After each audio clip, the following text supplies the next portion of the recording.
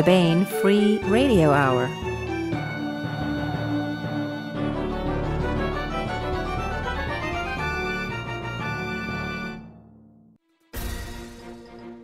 On the podcast, The Path Through Tomorrow, sewn into a crazy quilt by a team of crackerjack seamstress Fates and Norns, wins the fashion show at the end of the universe, irascible pagans and curvaceous swords, plus part 27 of the complete audiobook serialization of Larry Correia's Son of the Black Sword. All right now. Welcome to the Baen Free Radio Hour podcast. It's an honor to have you along. I'm Baen editor Tony Daniel. We have a recap and discussion of the year that was at Baen Books this time with Baen Publisher Toni Weisskopf. Toni is my boss and the person who gives direction and purpose to all that we put out here at Baen.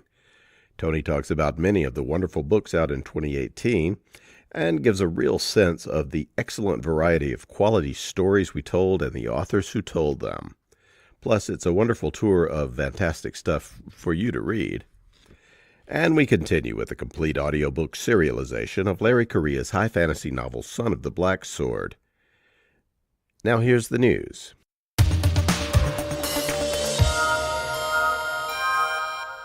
We have new fiction and nonfiction up at the Baen.com website now. Every month around the 16th, we bring you a new story, often by the author of a new Baen book that will be published and at booksellers in 2 weeks or so. Sometimes the writers explore a character or subplot that they couldn't quite get into the book. Sometimes there'll be prequel stories to the book, and it's always just a cool story to read on its own for your reading pleasure also. Plus, we always have a nonfiction piece. Often this is related to what's currently out from Baen. Sometimes it's just a cool, provocative, and fun article that we thought you would love. Up now at the Baen.com website to read for free is a short story by Larry Correia. This is The Testimony of the Traitor Ratul, and it's a tale set in Larry's high fantasy world of Locke. It's directly related to the action of Larry's latest addition to his Sons of Ram-Rowan high fantasy series. That book is called House of Assassins, and it's the sequel to The Son of the Black Sword, which we're serializing right now. In The Testimony of the Traitor Ratul, Memon der Sarnabat has been called many things. The Swift, Ratul without mercy, Ratul the Mad, and Ratul the Traitor. But before all of this, before he served as a master in the Protective Order, before he learned what he knows is the truth, that the gods were real, he was a young man in the capital city of Locke trying to make his way. Also up now, and in celebration of the House of Assassins' debut, we have an excellent article by sword historian and sword art practitioner Whit Williams. This is The Swords of Locke, a historical approach to the edged weapons of Larry Correia's high fantasy world. Wield the Ancestor Blade. In Larry Correia's Saga of the Forgotten Warrior series, Ashok Vadal wields a powerful sword known as Angra Vadal, one of the ancestor blades of Locke. Like Excalibur, this sword chooses its bearer and endows the bearer with great skill. In this month's nonfiction essay, Whit Williams explores how Angra Vadal fits within its mythic and historical world. And he talks a lot about the history and construction and use of swords in general. He really is highly knowledgeable, and it's a great piece. It's really fun. And we have another nonfiction piece up as well, which is Principles of Organization for War and Organizing for War in the Carrera-verse, Part 4. This is the final installment of this very fascinating series of articles we published by Tom Kratman. It's about organizing for war, but the articles also deal with the way Tom has organized and prepared the forces in his Carrera novels, including the latest, which is called A Pillar of Fire by Night, which is at booksellers. Tom is a retired Army lieutenant colonel, and he knows whereof he speaks. He spent a lot of time in the infantry. Principles of Organization for War and Organizing for War in the Carrera-verse, Part 4, by Tom Kratman. The Swords of Locke, a historical approach to the edged weapons of Larry Correia's high fantasy world by Whit Williams, and The Testimony of the Traitor Ratul by Larry Correia are all available to read for free at Baen.com right now. And after February 15th, they'll be available perpetually at Baen eBooks in the free ebook anthologies you can download there, One is called Free Stories 2019. You can find the Larry Correia story there, and Free Nonfiction 2019, where you can find the other two pieces. So check them out. I want to welcome Toni Weisskopf, Baen Publisher, back to the podcast. Hello. Hello, everybody. So maybe before we start, I usually do a little short bio. What do you think is, apart from being the boss of everything, what do you think your role is? How would you describe it to somebody if, they asked you? If there were an alien coming down to the planet and I had to... What's a publisher? Justify my existence. The justify my existence, by the way, is a reference to a Isaac Asimov series of mysteries, the Black Widowers mysteries. They had a club of influential people in New York, and they would invite guest speakers, and the guest speakers had to justify their existence. This is actually loosely based on a real club of writers in New York, so maybe not such influential people, but certainly interesting people to science fiction history. Anthony Boucher was part of that club, various other big-name writers of the day. So that struck me when I was a teenager reading those, justifying the notion of justifying your existence. So now if I had to describe what it is that I do to justify my existence, I would say that I work with writers and artists to create science fiction that inspires people. And I think that does, in fact, justify my existence.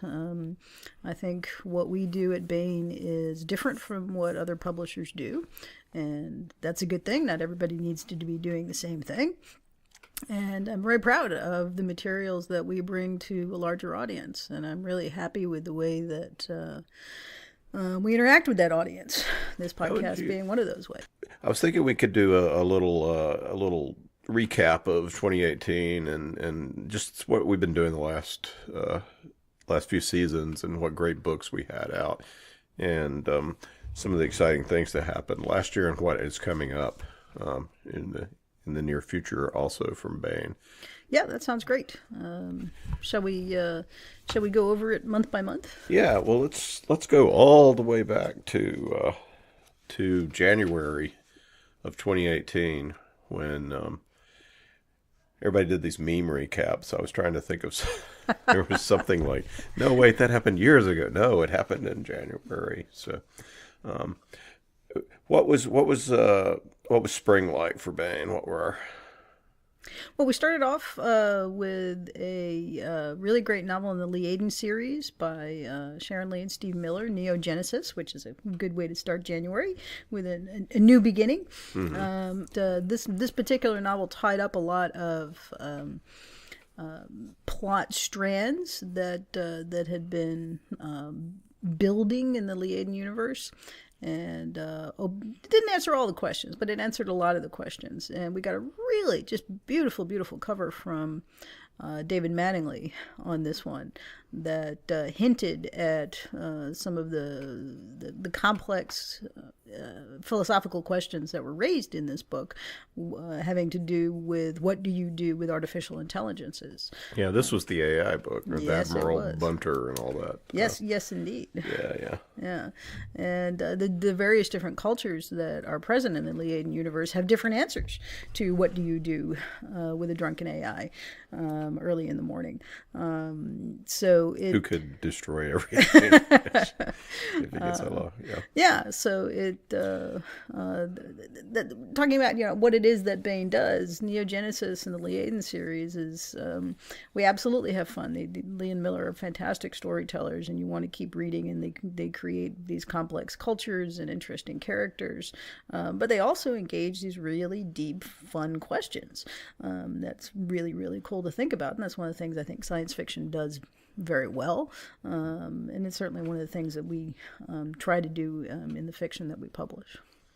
And with the Liaden books in particular, you can a lot of times you can get into them quickly at a point where that you don't have to start at the beginning of the series. It's it's an open-ended series. It's more like a milieu or a setting that they're exploring, although they have story cycles within it, right? They do, and we do have a flow chart for the readers, good places to start and not so good places to start. But yeah, you are being dropped into a new world. No matter where you start, you get that immersive feeling, which is fun. What makes you decide to schedule a book in January, February, or it doesn't matter really? Is there cycles to when you would do things?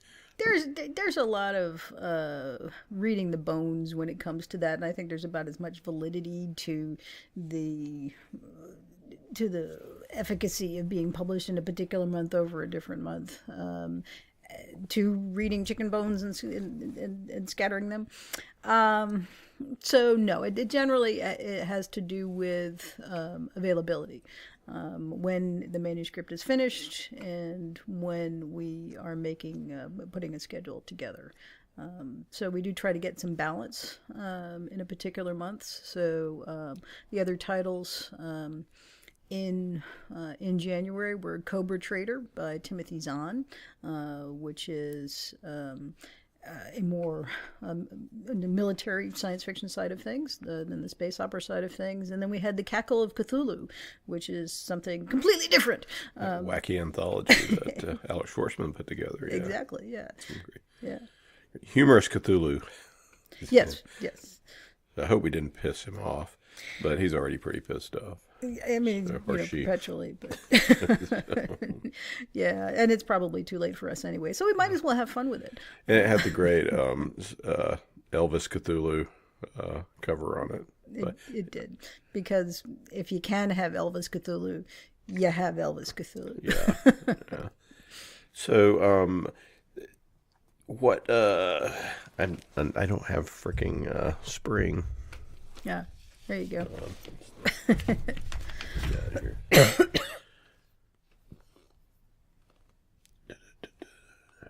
So, what about let's move on to February. We had an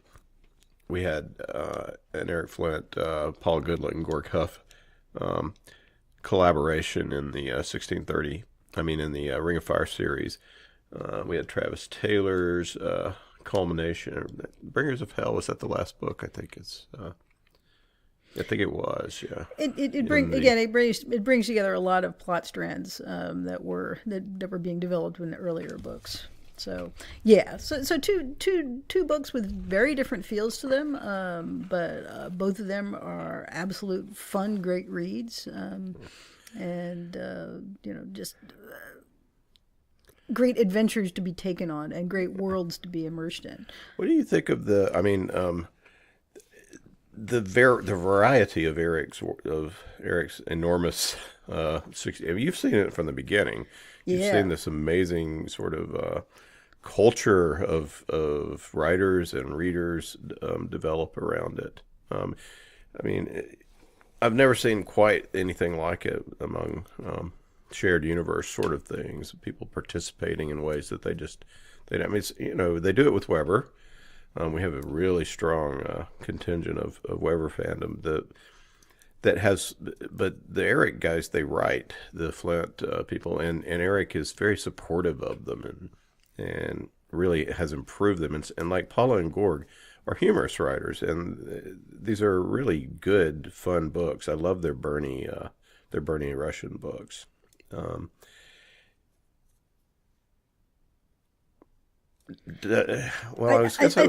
do we interact with that fan base, and what does it reached some sort of it seems like something only Baen could have done, because of the way we deal with our fans and our readers. I think it's because we don't get territorial about it, that we understand that it's all a shared enterprise, that we are all in this together.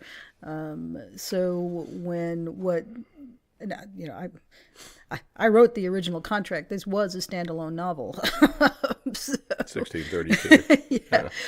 So when that turned into something that was going to be bigger, I mean, a huge part of this is Eric's approach to it, and his generous nurturing of new authors, and his sharing of the fun that he was having writing these books, and allowing people to play with his concept, and welcoming people and roping people in. In fact, if you go to a convention with Eric, just be careful. You may end up writing for the 1632 universe. So yeah, I mean, I think that's our general approach to science fiction, is that it is a collaborative art form, and that there's something for everyone. And of course, we gave it the platform too. We had Baen's Bar had Eric very actively engaging with his fans on the bar, and we invested the money and the resources to providing the place for fans from all around the world to meet virtually and to exchange ideas. And we when did encourage you realize that this thing was going to be an ongoing thing? And then when did you realize this is like a culture of people we've nurtured into existence, or Eric has with our help? Well, I think in the beginning it was just Jim and Eric having fun. Certainly bringing David Weber into it raised the sales figures and the profile on it. Got to the Times list. But I think again it's just sharing the fun. And Jim and Eric absolutely being willing to see, well, let's see how far this goes. And the answer is we don't know yet, because it's still going. There's they're having a mini con within. They have conventions within conventions where the people meet. Where's this one this year? You said it was at It's going to be hosted by the WesterCon, which is this year called SpikeCon, and it's in Layton, Utah, which is close to Salt Lake City. It's also the North American Science Fiction Convention, and has a number of Baen authors who will be there, in addition to hosting Eric and the 1632 Minicon. So it should be a really exciting convention for a lot of Baen readers. How do we interact with conventions? We do. We have a lot more. We have the Baen Road shows, but we seem to interact with fans a lot as a company, as editors, and a lot of editors in New York never meet any of the readers except occasionally and by accident, and we're out there and we're running into them all the time. On purpose. Yeah. I mean, is it maybe because you sort of came out of fandom in a way and have always maintained touch with it? It's like your hobby is you do more science fiction. Yeah, I absolutely came out of science fiction fandom. I was a reader before I was a fan. And then when I found out about science fiction fandom in my teens, I took to it like a duck to water. There's a lot of science fiction pros who came out of fandom, Fred Pohl being a very early example of that. Asimov too. They started writing when they were very young as well, but they were fans and worked on clubs and newsletters and conventions and all that kind of thing back in the 30s and 40s. So there's a long history of that. Jim Baen was not a fan, but he was certainly fan friendly and recognized that this was, if not the total audience for his book, certainly a core audience for his books. So he always wanted to nurture that core audience. So yeah, we are very fan friendly, and it is on purpose. We listen to our readers. And I think one of the reasons why we as editors are out there as well is because we are our readers. We're publishing books that we ourselves want to read. What were the conventions, some of the conventions that we hit in, some your highlights, perhaps, of 2018? And Oh, let's see. Well, we have a southern bias to our conventions because our main offices are in North Carolina, so we like to go to conventions that are local to us and to support the local fans. We do also like to support our authors who travel, so We'll take out convention book ads, places where our authors appear on panels and our guests. Big ones for us were Dragon Con in Atlanta. That's always a big one. Balticon. We usually do a road show at Balticon in Baltimore over Memorial Day weekend. We do try to hit different locations. Let's see, LTUE, Life, the Universe, and Everything in Utah again. Has a big contingent of Baen writers in Utah. We try to go there and interact with them.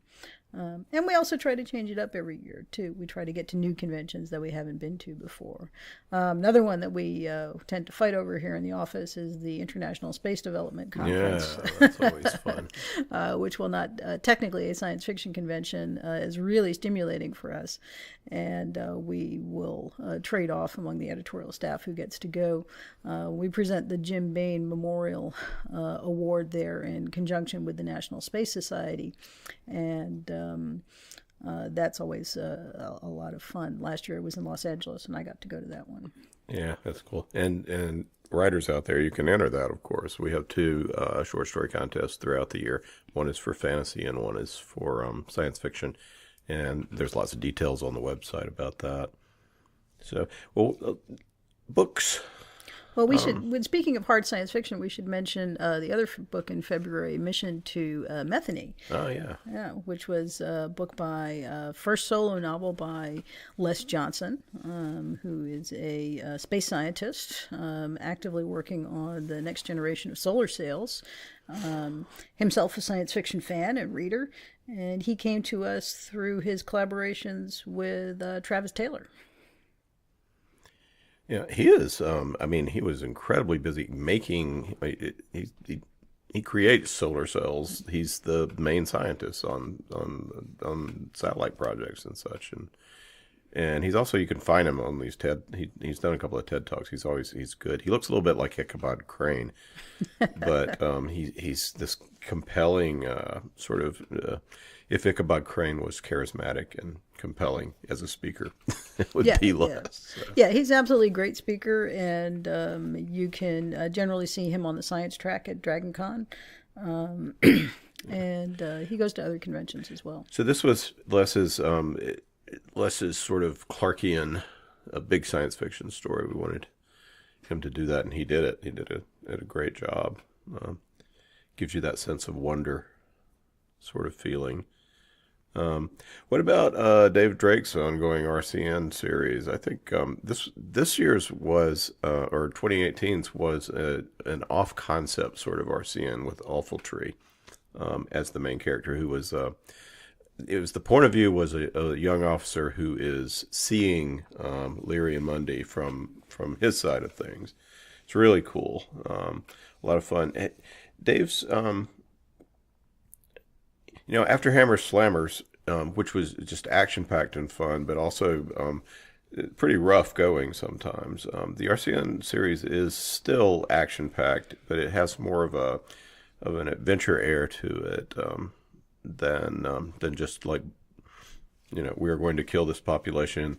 We're mercenaries. We got hired to do it, kind of, Well, I think David's at a different stage in his life, and he's thinking about different issues, different concerns. Of course, the RCN series is a long-running series at this point. And there's all kinds of books in it. Yes. Because he's tried different, when you do that. Yeah. Much like Bujold's. For Kozigen Saga. Yeah, exactly. When you have this interesting multi-planet universe that you can play with, you get to explore it. And exploration is fun. Finding new things is fun. Of course, an ongoing theme with some of Dave's work is the more things change, the more things stay the same. You still get the same kind of petty tyrannies and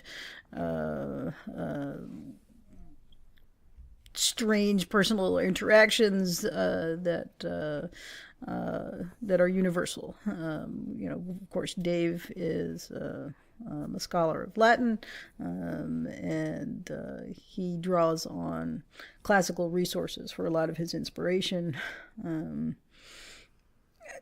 The more things change, the more they stay the same. Yeah. Well, it was a fun entry, and we also, maybe we could talk about the Spark was that 2017?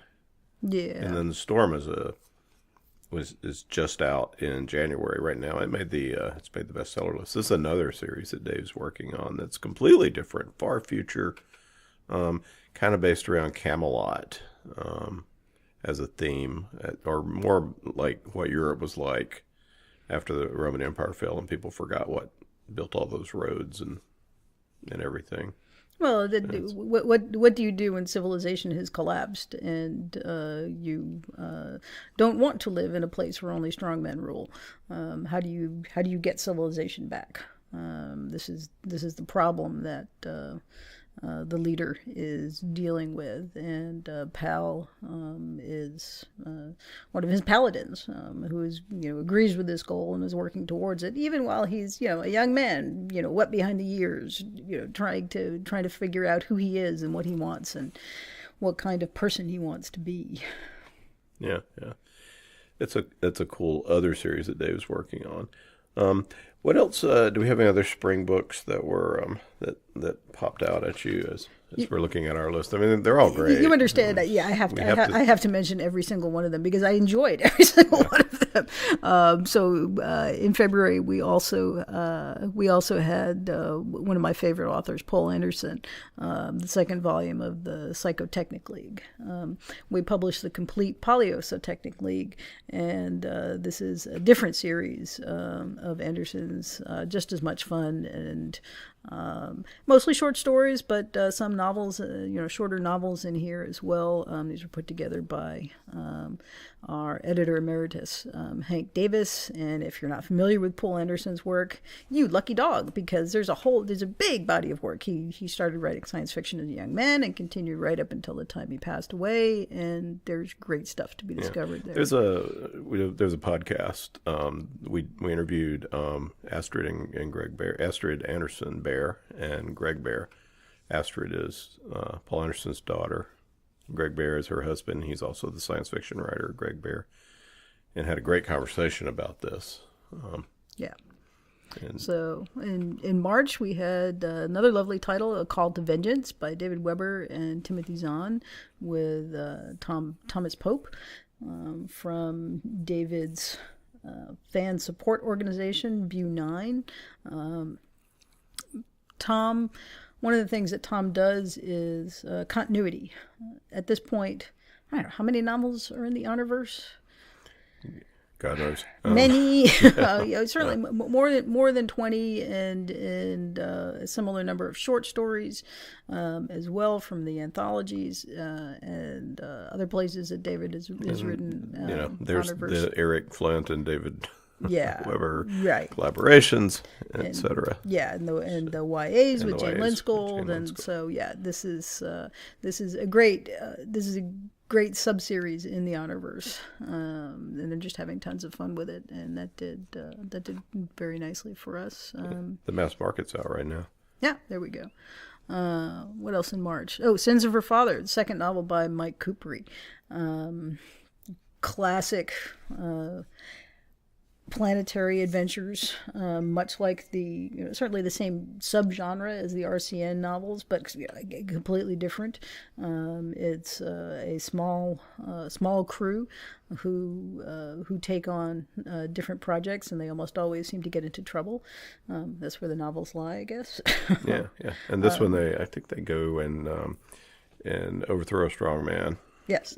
They have to go through some the space of a totalitarian government and have to flee or not flee, but face down a threat from them as well. Yeah, I mean, I don't want Kupri to get a swole head, but his stories really remind me strongly of H. Beam Piper's work. So these are just a lot of fun. Yeah.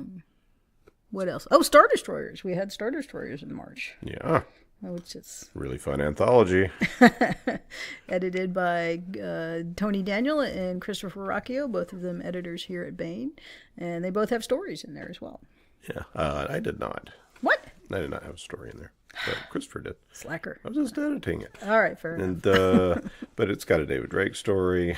It's got a lot of cool stuff, and Mike Williamson. It's got a slew of Baen writers. Almost everyone in that book, in fact, everyone in that book is associated with Baen in some way or another.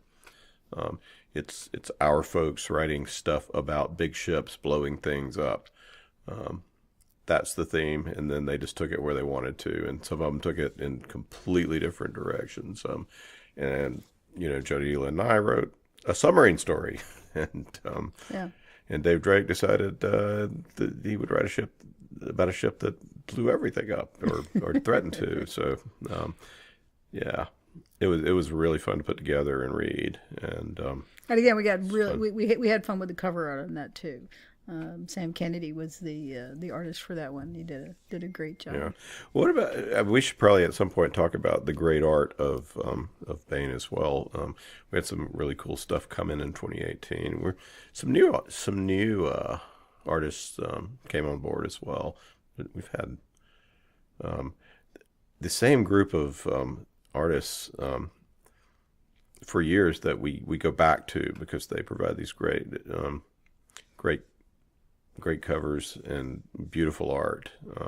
These are artists who've been working with us since Baen was started. David Mattingly and Stephen Hickman and Tom Kidd and Bob Eggleton. These are people who were active when Baen got started, and they are still doing fantastic work for us. Yeah. And some of them, they just don't do book covers except for us because they feel that, Oh, you still pay them, though. I wish that they did it purely out of love. But yeah, we pay our artists because they do professional work, and they sure, of course. Well, they contribute to the vision. Literally to the vision of what it is that Baen Books is, and I think that's important.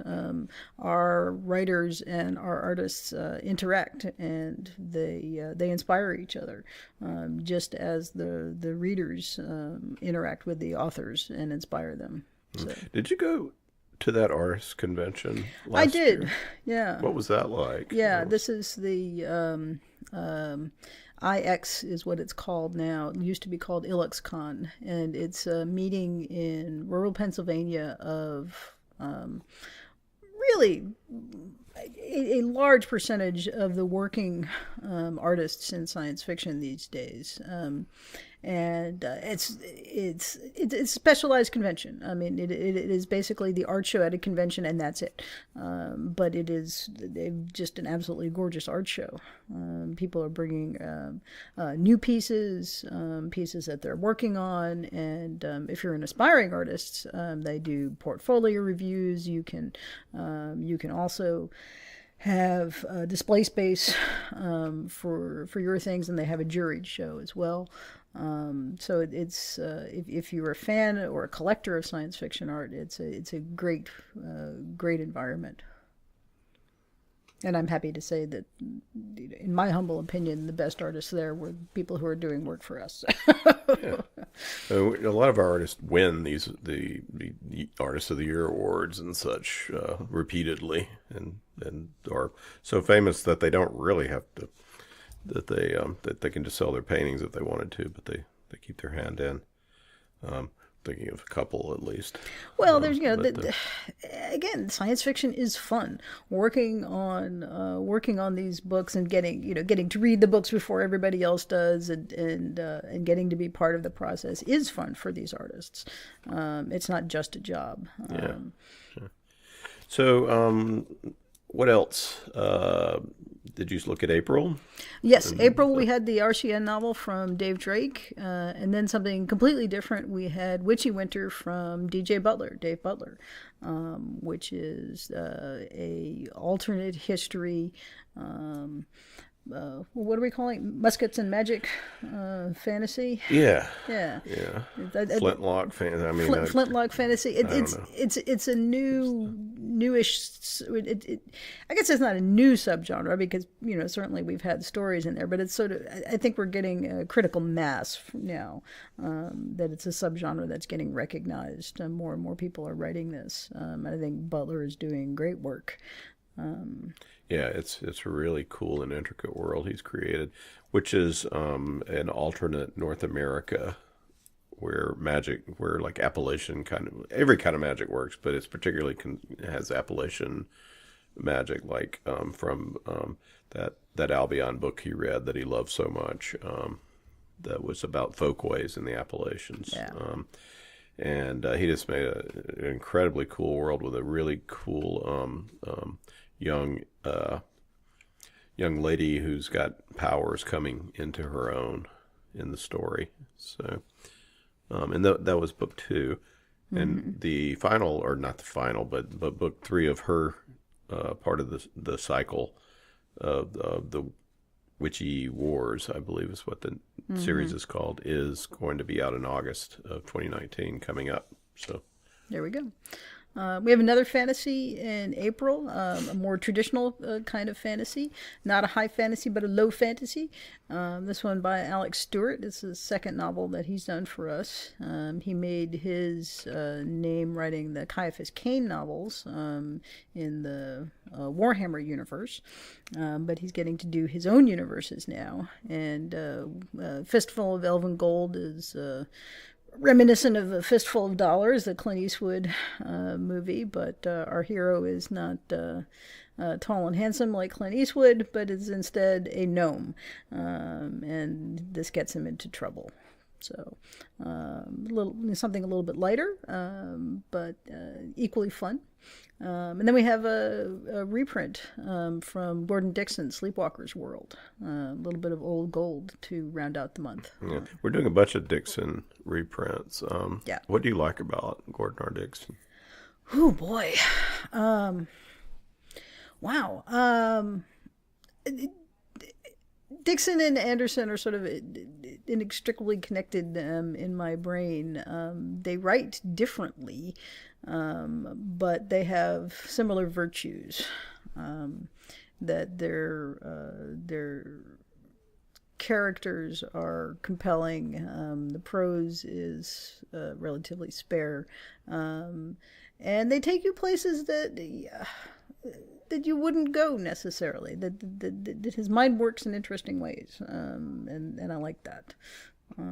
He writes all different kinds of stuff. I mean, he's known best, I think, for the Dorsai, the military science fiction, but he's done everything, and he's just interesting. You don't get disappointed when you read a Dixon story. Let's just put it that way. He's consistent. We bring a lot of stuff back that you've loved in particular. That's one of the perks of being publisher, I guess, and what's available too, of course. But well, it is, but you have to fight for these things sometimes. And of course, Dixon and Anderson were Jim Baen's loves as well. So I mean, he knew Dixon and knew Anderson personally, and we're good friends with both. And published their short fiction, McGalaxy, and when he got to publish novels by them as well, when he was at Ace and then Tor and then Baen, he did. And it's one of the many overlaps that Jim and I had in our taste in science fiction. I think, well, moving into May, I think that was Uncharted, which didn't we win a dragon with that? We did, yeah. Which was very cool alternate history also. A flintlock fantasy, musket and magic. I like that better. Muskets and magic? Yeah, right. Kind of characterization. Which is Lewis and Clark, if there were magic, and Sacagawea was a powerful shape-shifting magic user. Yes, absolutely. So this is... And there's dragons. Yeah, and there's dragons, because there should be dragons. Yes. This is by Kevin Anderson and Sarah Hoyt. Kevin's first novel with Baen, and of course Sarah's published many books with us. And this is a shared universe. The next novel in this series is going to be written by Eric Flint and Walter Hunt. And we do not have scheduled yet. Is that Council of Fire? Yes. It is. Yeah. Council of Fire. Yeah. And let's see. What else did we have in May? We had Oblivion by Steve White and Charles Gannon. That's part of the Starfire universe. That was David Weber's first novel. Was a collaboration between him and Steve White, set in the Starfire gaming universe. And I don't know what number novel we are in this series, but we're close to 10 or 11. Yeah. So that's going from 91, I think, or 89, somewhere in there, to the present day. That this is a universe that has spawned a lot of interesting stories, and Steve and Chuck are carrying the torch there. Yeah. I think this is the one where the aliens emerge out of it's the second wave of the bad guy aliens who emerge out of seemingly nowhere, just different points in the sky, and they're trying to figure out how the heck that could happen. And if you have a gaming mentality, if you like board games, that seems like something that, like, wow, that's a good strategy. Whatever you did, what rule that you used to make that happen. And Steve's got this in his mind. He's got it. It would work within the gaming system that they started out the things, but of course they're writers, and so they come up with all these great stories surrounding it. The problem is that we made friends with the first wave, and now we don't know how to make friends with the second wave. Right. The second wave are not friends with the first wave. Let's put it that way. We've got new enemies who are pretty badass. So. Let's see. So in June, we had Grantville Gazette, a collection of short stories in the Ring of Fire universe. Speaking of the giant Eric Flint. And Eric and Walt Boys, who's one of his proteges and colleagues at the Ring of Fire Press, put that together. And what else? Expiration Date, where we got to publish some of Tim Powers' backlist. This is foreshadowing because the following month, or in August, we have a brand new novel by Tim Powers. Which was, and Tim, in case you don't know, is multiple World Fantasy Award-winning, many other award-winning author. Just a great writer of fantasy. Really cool ideas. He was also on Stranger Tides, they basically adapted his novel to make that I think it's the third or fourth movie in the Pirates of the Caribbean series, and definitely used his magic, his crazy ghost magic that seems to pop up in many of his books. The way that ghosts, they're not actually soul ghosts; they're just it's sort of a Tim Powers thing that, in an alternate routes, we see that in L.A. in the present day, which is really cool. It is very difficult to explain without saying, just here, read the book, what it is that makes Powers' work so compelling and fascinating. Yeah. It's hard to distill it down. Well, in this one, I think the kid breathes in Thomas Edison's ghost and has to, and is running from these junkies who like to breathe and eat and like they're meth heads. An expiration date. Yeah. That's the. Yeah.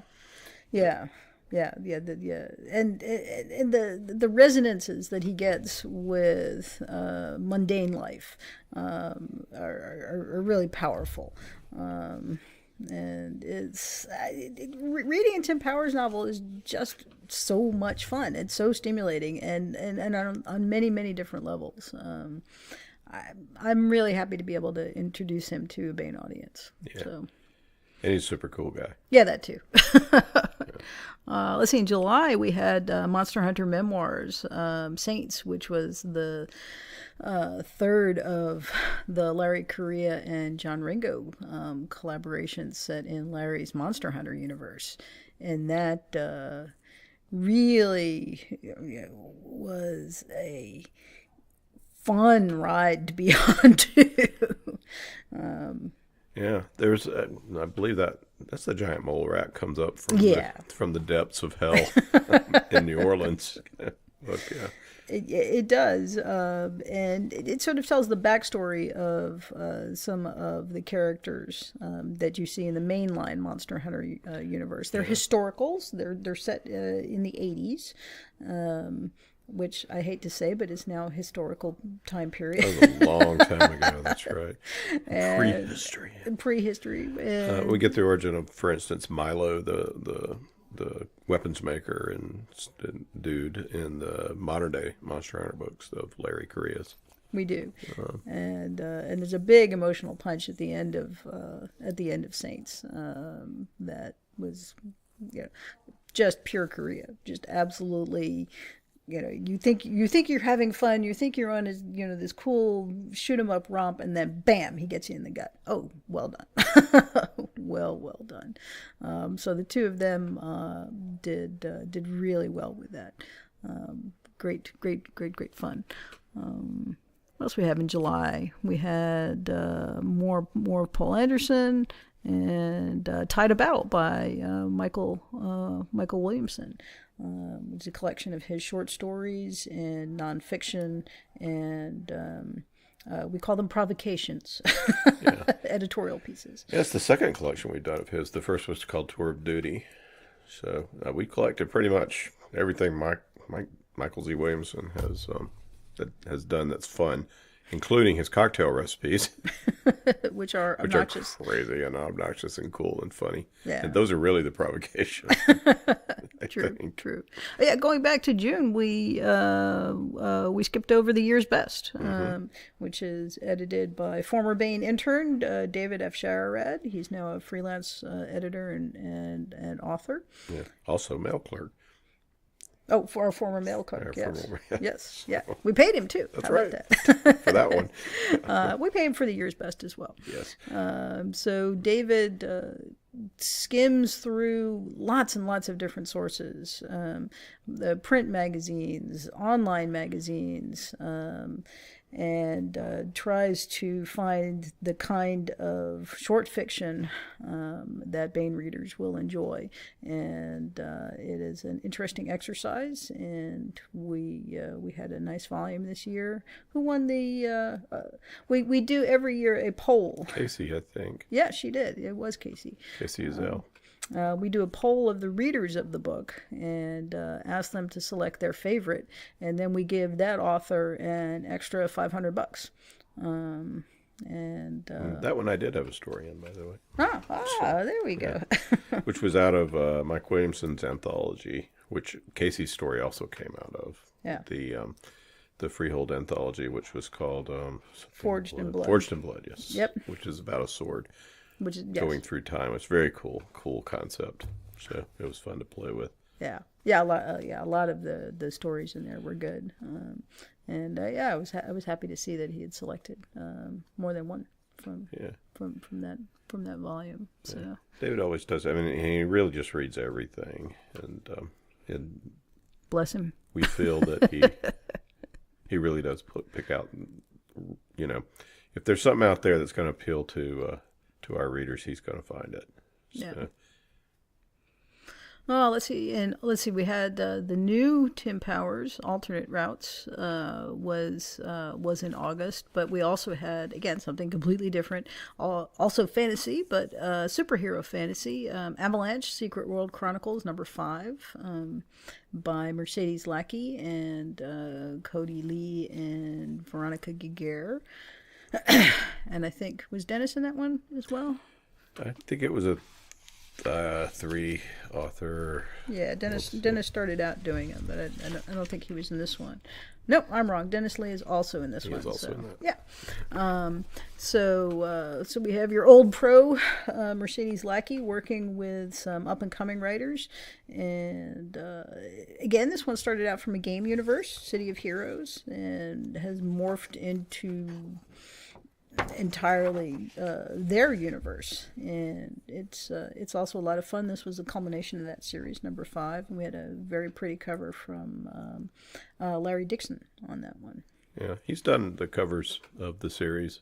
He has, And yeah. he's Mercedes Lackey's husband. He is, and so he was involved with their creative involvement in this, starting out as gamers and doing character backgrounds from the very beginning. So it's nice to have the artist who's that engaged in it.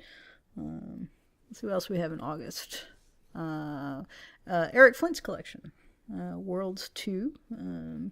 So we have the collected short fiction of Eric Flint. Eric can write short if he tries really, really hard. So we don't have a lot of short fiction from Eric, but we do have 2 volumes. Yeah, and they're really good. Yeah. And he's got novellas. Yes. Which are fantastic as well.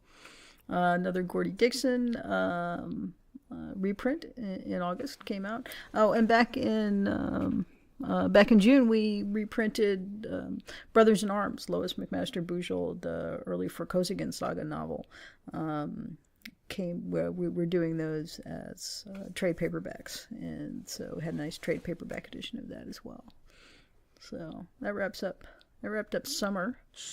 Yeah. And September saw Larry's first short story collection. Larry Correia's first short story collection. Target Rich Environment. Target Rich Environment. Yeah, that was fun too. Where Larry looked up one day and realized he had enough stories to put together a collection, and by the time he had finished putting together the collection for us, he realized he had enough for 2. So we'll be doing the second of these collections in 2019. The cover for this is just a beautiful portrait of Larry Correia as one of his own heroes by Kurt Miller. Kurt's one of our perennial artists, and I think the only reason Larry wanted to do a collection was so that he could get a portrait of himself on the cover. I hadn't realized before this that it was Baen policy that we do this, but I guess we've done this enough times that it is. From tradition to policy. From tradition to policy, yeah. I'm not sure. I think we started with Bob Forward. We did a picture of Bob Forward on one of his collection back in the day.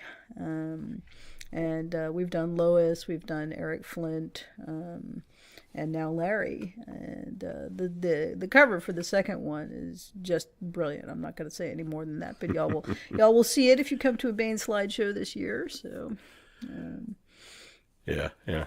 The Larry, when we talked about this on the podcast, Larry talked about how he got the shot that he sent of himself, that he sent with that face, because he's a gentle man. Even though he's a very large man, and he had to get that. He worked with his wife to get that, just the expression of stomping monsters that he was looking for. And there was some weird awkwardness that he had to get into. I think it was anyway, you can check out the podcast, and he details the story of the genesis of that cover as well, or at least his part of it. So great. And it's got some great stories in it. And we basically, I think, went through every one of them, and Larry told me everything about it that we could without giving them away. So that was fun. Cool. Podcast. Yeah. And September we also had a solo novel by Steve White, Her Majesty's American, which again had a really fun cover.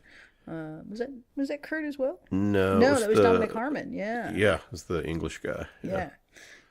Since it's about the British Empire, what if the British Empire had survived? And America had not won the Revolutionary War, and then everything had been taken to space, and so it's the British Empire in space. Yeah. So we got a British artist to do the cover, and got a big ass Union Jack on the spaceship. And our hero is a commander in Her Majesty's Navy, who has some resemblance to other adventuring spy sorts, although he's a little bit more military than Bond in Steve's story.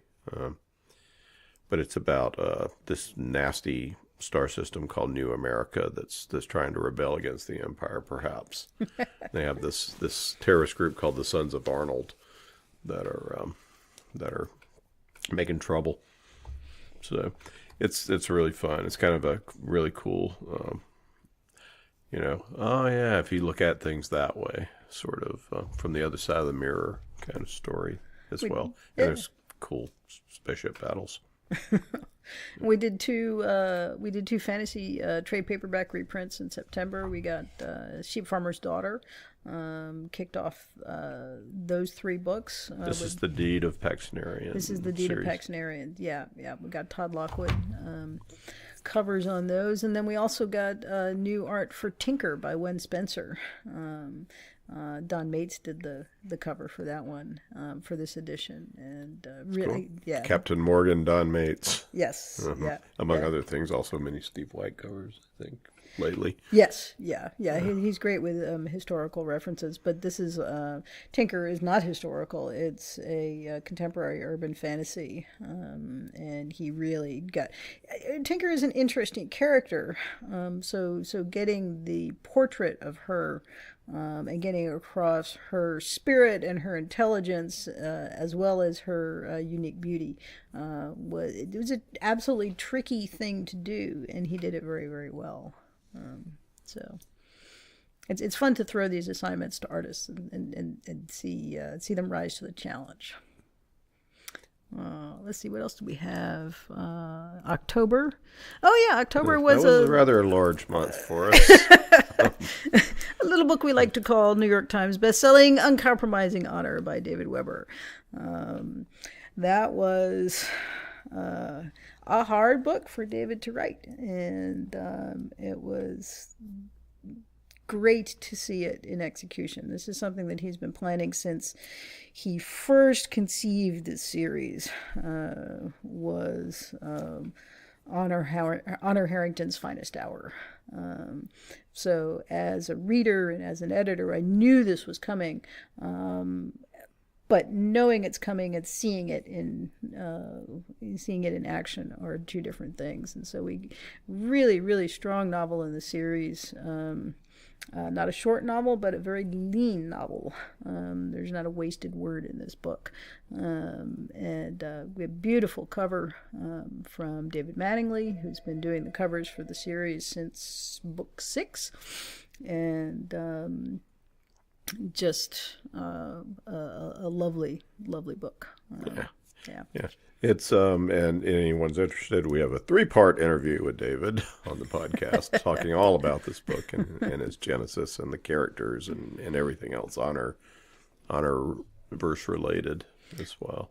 The 2 other books, new books that we introduced in October, another Tim Powers reprint, Earthquake Weather, and which has the same kid, although now he is as an expiration date. Yeah. Now he knows what's going on. He's figured out, and he's part of the solution to this problem.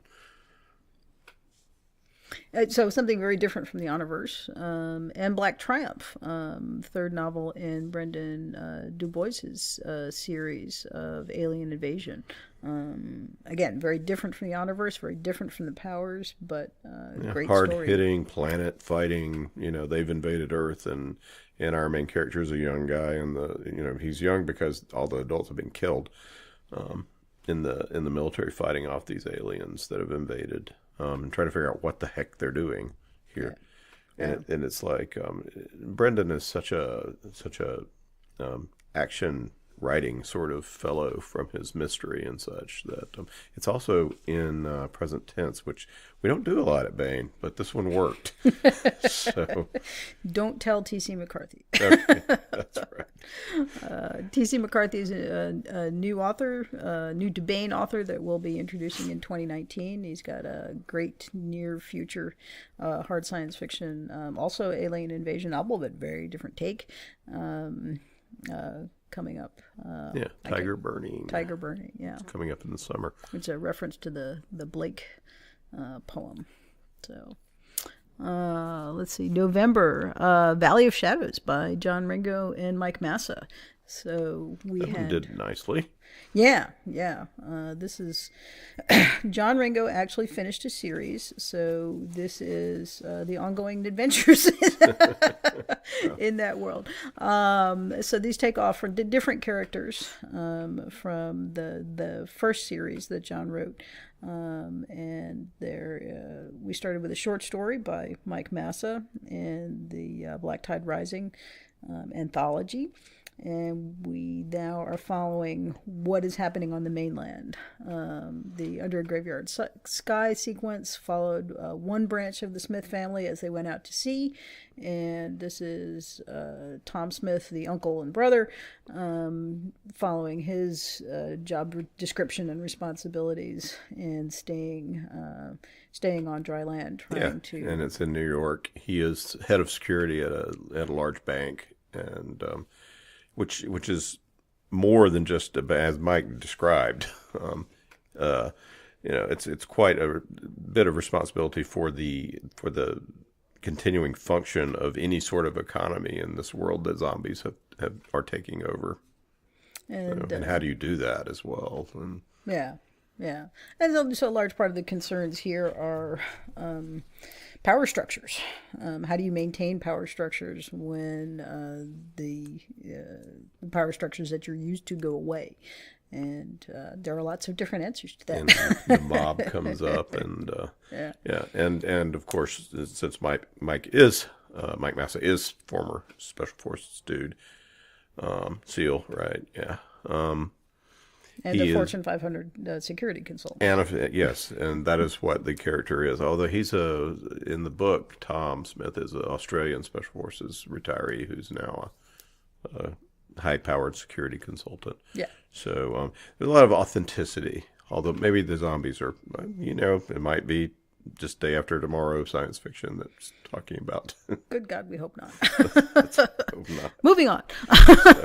Something much happier. We're going to have the sequel to that, by the way, out, which is River of Night. River of Night. That'll be out in August, I believe. Yeah. And so a much happier scenario, we have Tom Kratman's Pillar of Fire by Night. This doesn't take place on Earth, but it is the story of a world at war. It is happier because it's Carrera has baited them in, and now he's going to crush them. And this is when he does Of course, the baiting the trap is itself a scourging and harrowing process. Really strong novel by Tom Kratman, Lieutenant Colonel Tom Kratman, who has just finished up, as of yesterday, a series of nonfiction essays about organization in war. And that's up on the Baen website. Yeah. And it also refers back to The Pillar of Fire by Night and the Carrera books in general. Yeah. And because he's taken a lot of his experience, his actual real world experience commanding troops, and put it into these, and his thoughts about what one could do in an army that was different from the U.S. Army, say on another planet, where and how he would reorganize if he were with a guy with his experience. And he's put it into practice in the books as well, which is cool. And he talks about, he doesn't give a long exposition in the books, but this is what he was thinking about. So if you're interested in that, and it's fascinating and well-informed, we got that. We have this ongoing web stories and nonfiction that we do. You've been committed to that for years now. Not everybody does that as well. I think it provides the authors love it because they get to tell stories set in their books that they couldn't quite get into the novels a lot of times. Well, I think it's a nice thing for the readers. If we do have these long ongoing series, and that can be a giant emotional commitment. So this gets you the the Tinder first look, shall we say, where you get to check it out without a big emotional commitment. And if you like the kinds of things that the author is doing, then, well, of course, the novels are available.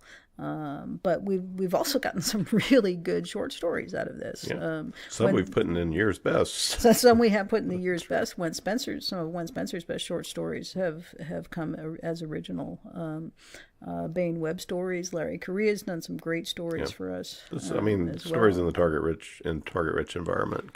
A couple of them come from 4 come from Baen.com front page.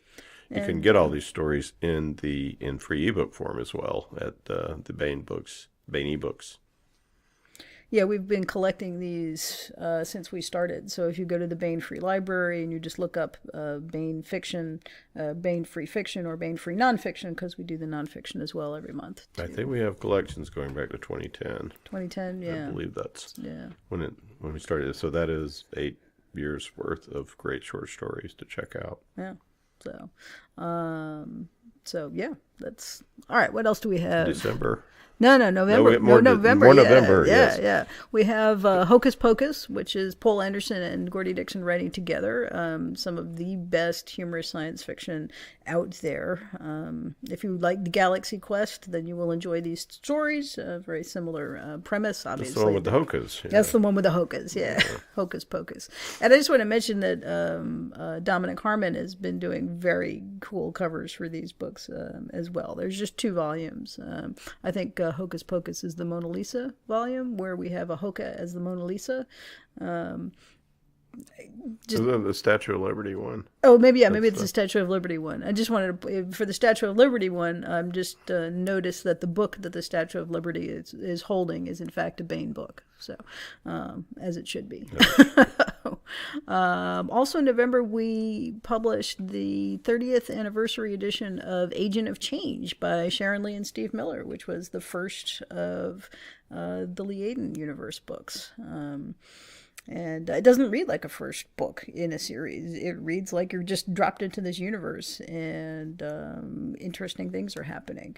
It's just a lot of fun. So we broke that one out, and we'll be doing the first 3 throughout in the universe. The other 2 will be in 2019 as well. So that's coming up. Then December we had All the Plagues of Hell by Eric Flint and Dave Freer.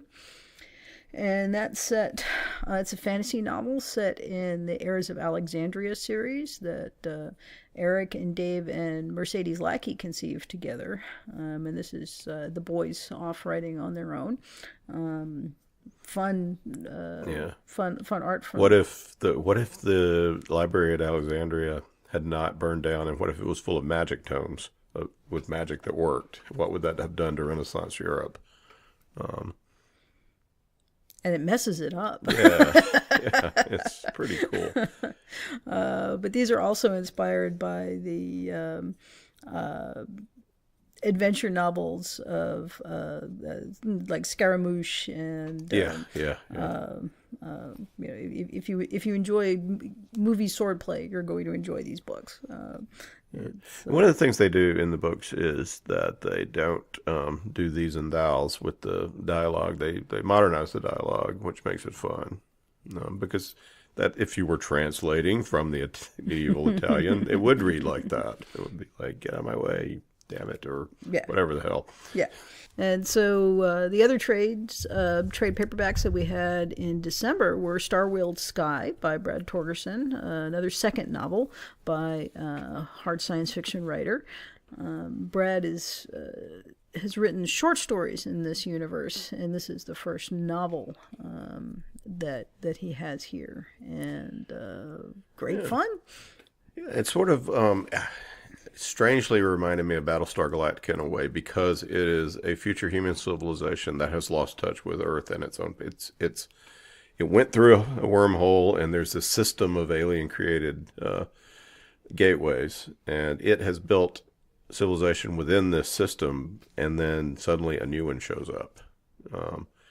And what the heck does that mean for all of these balances of power and stuff like that? So. it's a really cool concept, and basically it is the tale of a race of the two major superpowers, a more democratic and a more totalitarian, toward that new wormhole and what they're going to find on the other side of it.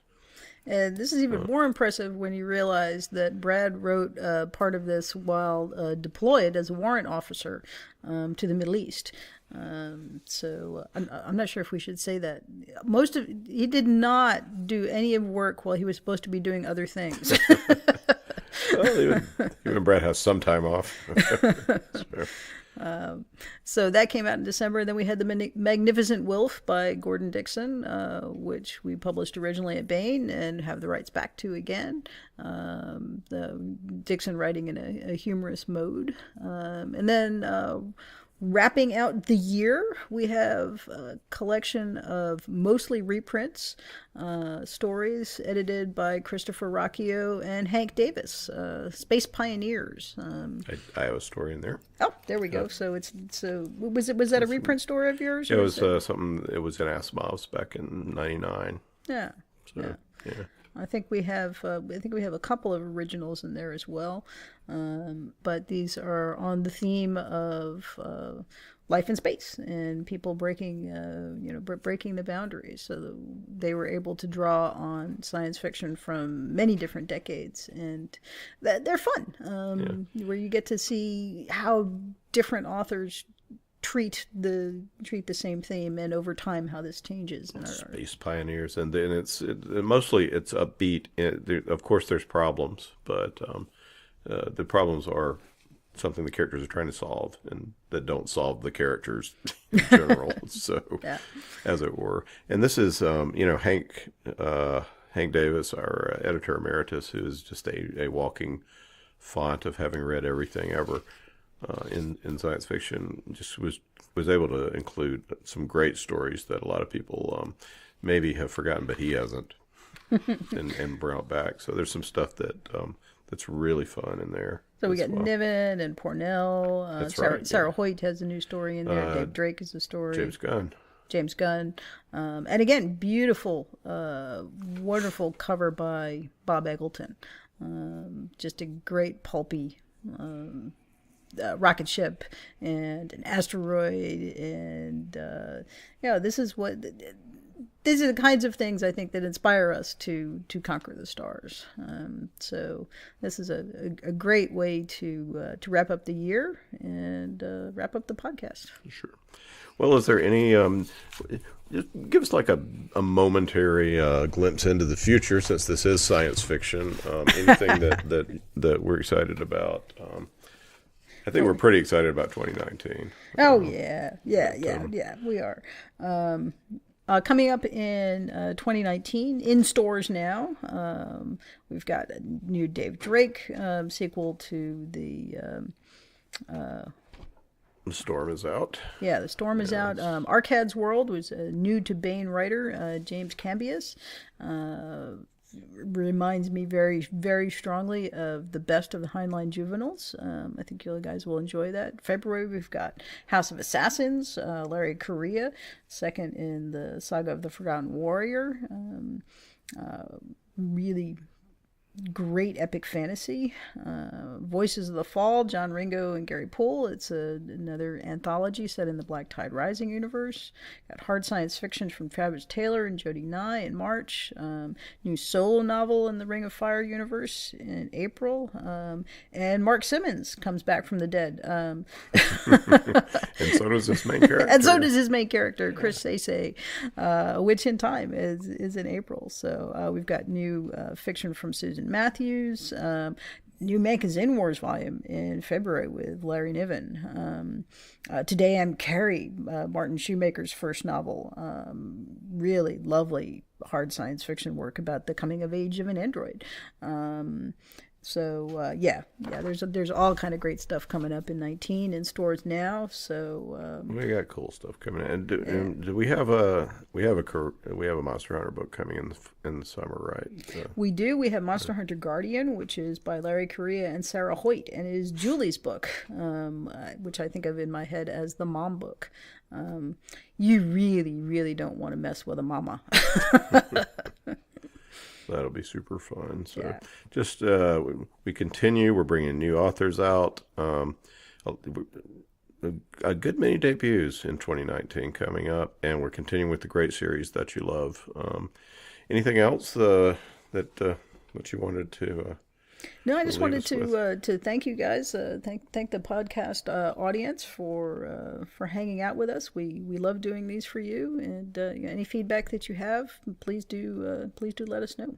Yeah, we like to think of the podcast audience as the mavens that go out there and they read the books and then say, it's a really good book you might want to check out. You're the people come to and say, what should I be reading next? So at least that's how we picture it, and I think that's true. Our guys have the answers. Yeah, that's right.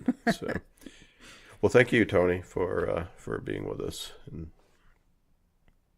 we'll talk again next year, perhaps.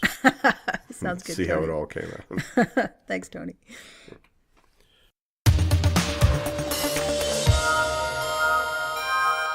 Now we continue with the complete audiobook serialization of Son of the Black Sword by Larry Correia, Book 1 in the saga of the Forgotten Warrior.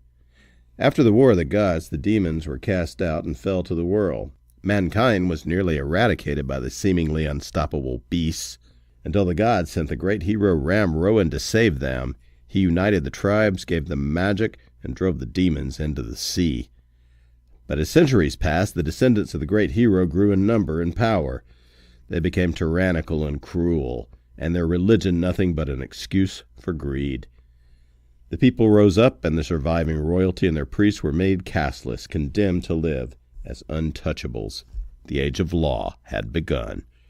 Ashok Vidal has been chosen by a powerful ancient weapon to be its bearer. He is a protector, a member of an ancient military order of roving law enforcers.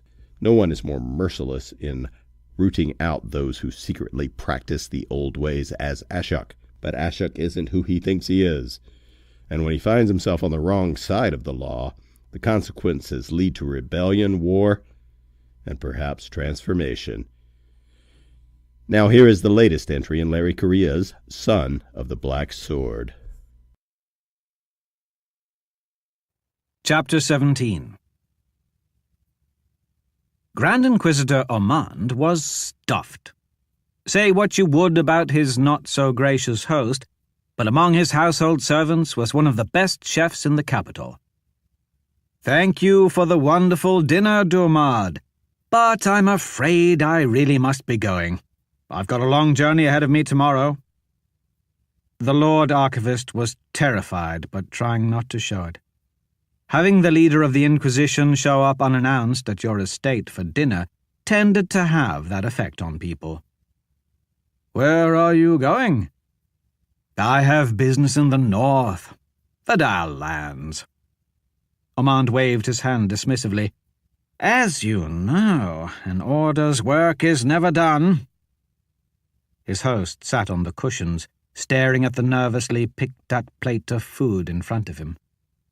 The food was excellent, so Ormond was sad it was going to waste.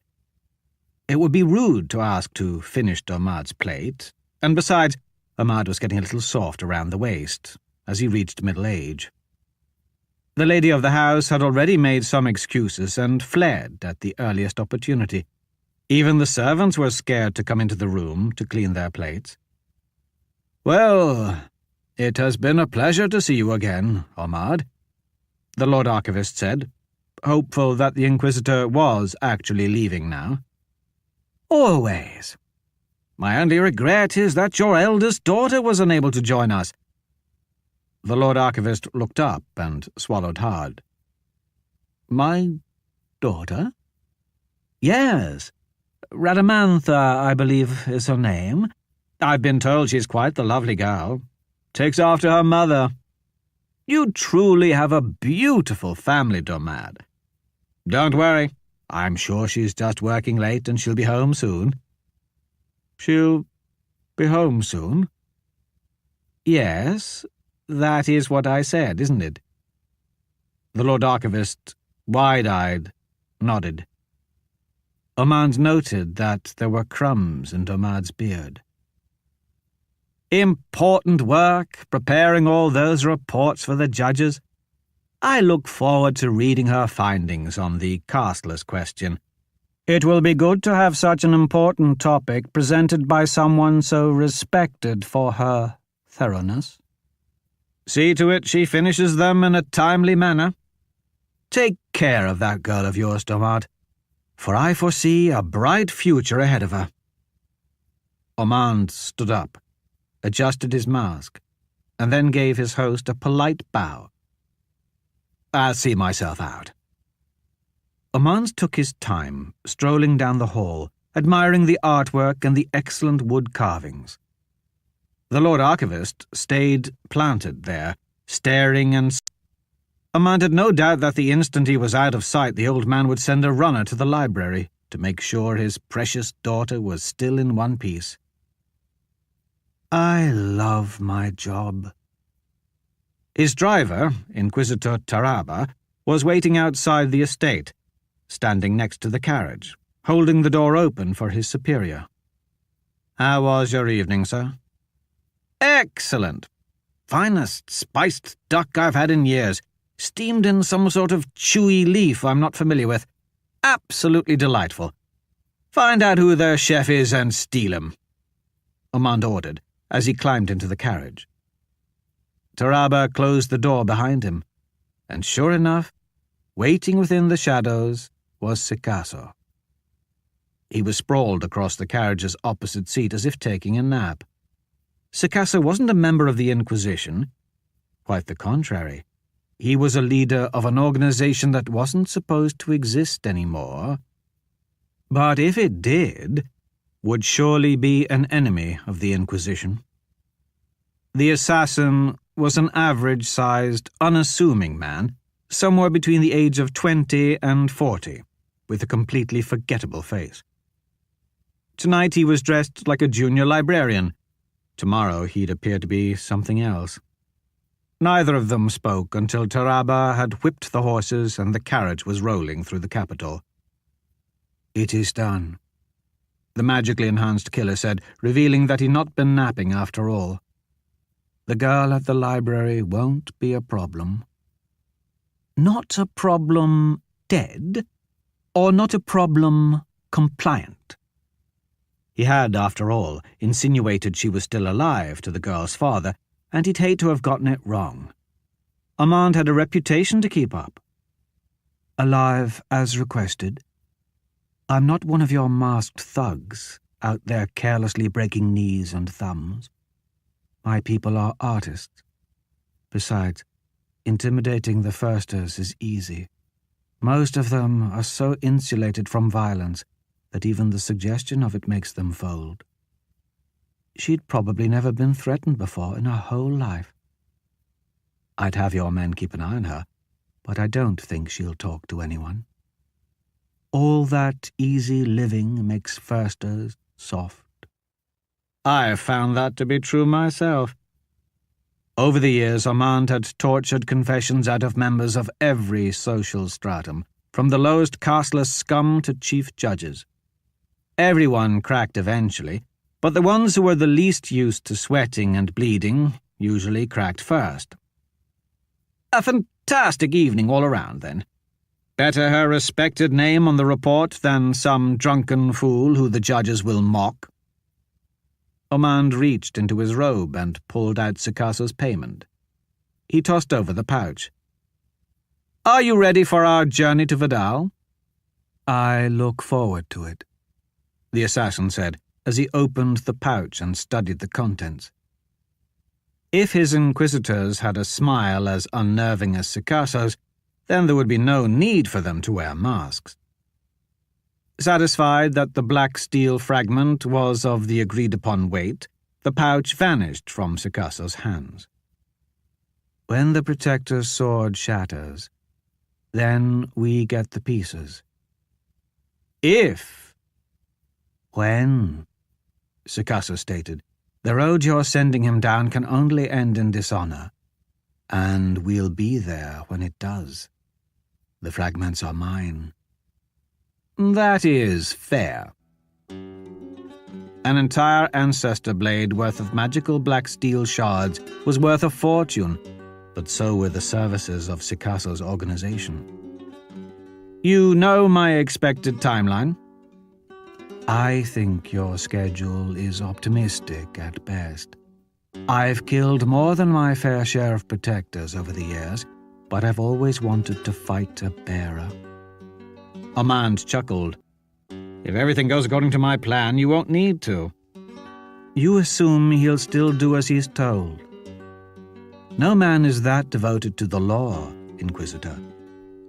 On the contrary, wizard, from what I've learned of this Ashok, you might be surprised.